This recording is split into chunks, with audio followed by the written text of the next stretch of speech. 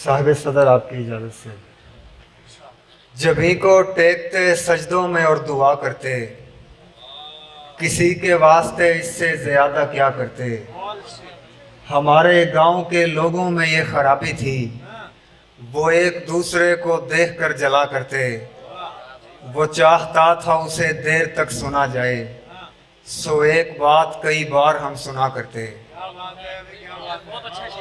वो चाहता था उसे देर तक सुना जाए, सो एक बात कई बार हम सुना करते।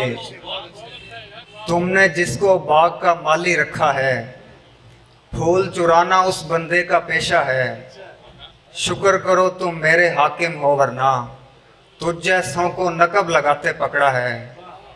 ऐसे देखे ख्वाब हमारी आंखों ने, जैसे इन ख्वाबों ने पूरा होना है।